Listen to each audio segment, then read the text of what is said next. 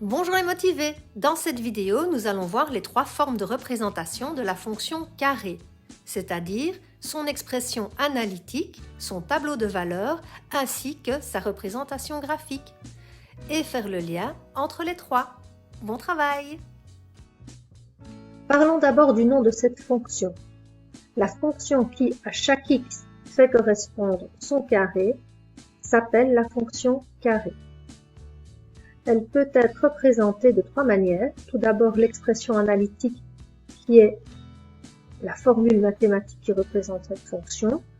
On note f minuscule de x est égal à x carré. J'aurais pu prendre une autre lettre du moment que je garde une minuscule. Donc g par exemple de x est égal à x carré.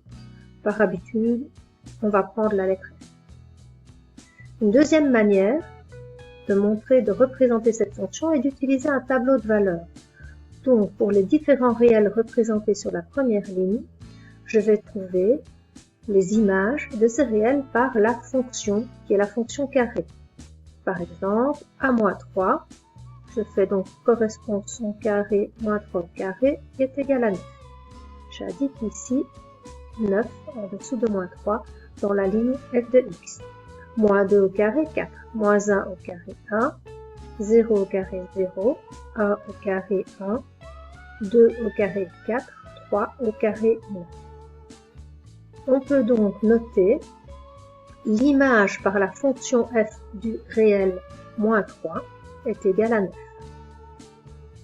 On peut dire aussi l'image par la fonction f de 0 est égale à 0 et ainsi de suite. Intéressons-nous ici à la deuxième ligne. Si je regarde ici, sur la deuxième ligne, j'ai 2 fois 1. Quels sont les antécédents de 1? Donc, je vais résoudre quand est-ce que f de x est égal à 1. Et je vois que cela arrive quand x est égal à moins 1 et quand x est égal à 1. On dira donc que a a pour antécédent moins 1 et 1. Attention, une fonction n'a jamais qu'une seule image et par contre peut avoir plusieurs antécédents. On va mettre plusieurs antécédents.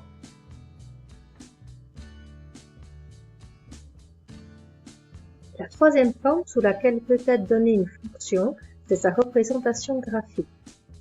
Donc, pour pouvoir réaliser la représentation graphique d'une fonction, j'ai besoin de ces points. Je peux par exemple me servir du tableau de valeurs.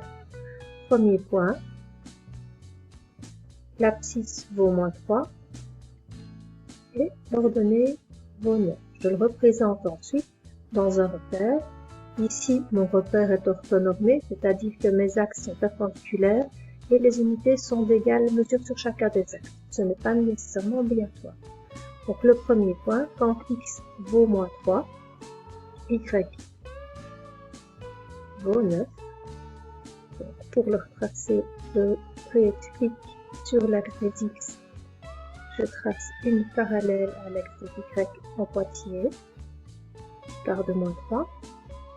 Sur l'axe des y, je trace une parallèle à l'axe des x qui part de 9. L'intersection me permet de placer le point.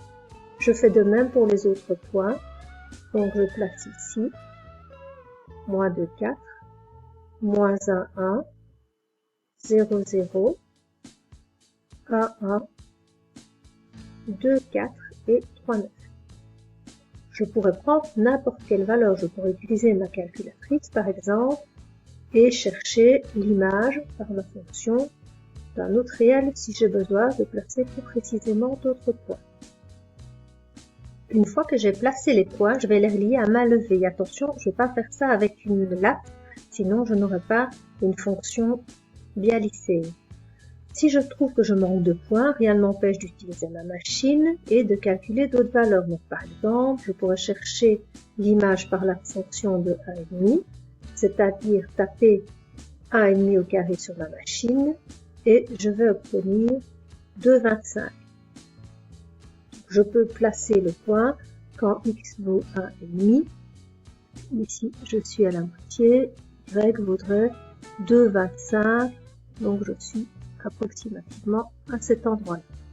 Donc je peux créer autant de points que nécessaire de manière à me sentir à l'aise quand je vais tracer cette fonction, c'est-à-dire je vais relier les points en respectant la courbure, c'est-à-dire comme ceci.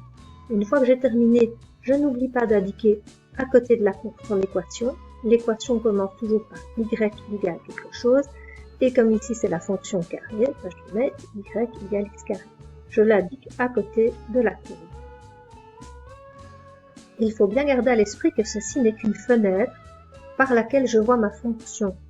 Donc si rien n'indique que ma fonction s'arrête ici et ici, ça veut dire qu'elle continue.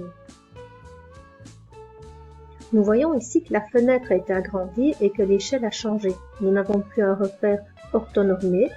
Effectivement, les unités ne sont pas d'égale mesure sur chacun des axes.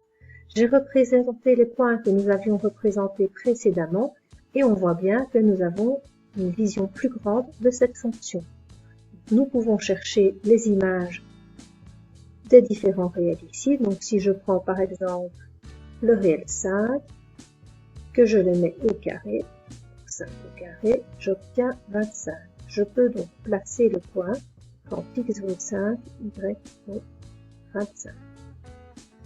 Si je prends par exemple 6 au carré, ça me donne 36.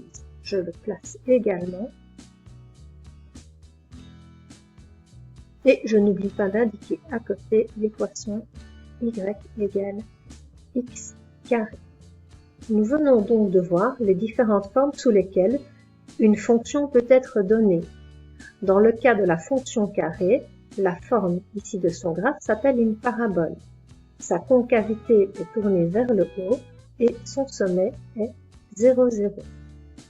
L'expression analytique de la fonction carrée est f de x égale x carré et nous avons pris différents réels pour lesquels nous avons calculé leur image et nous les avons placés dans le tableau de valeurs. Nous allons apprendre à passer d'une forme à l'autre. Par exemple, si j'ai l'expression analytique, je peux trouver les différentes valeurs ici dans le tableau. Effectivement, moins 3 au carré va me donner 9.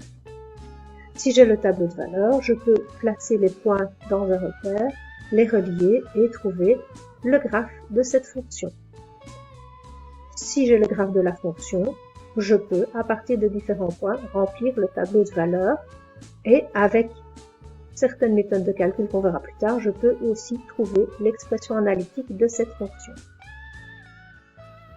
Bravo, tu as bien travaillé. À bientôt pour de nouveaux apprentissages.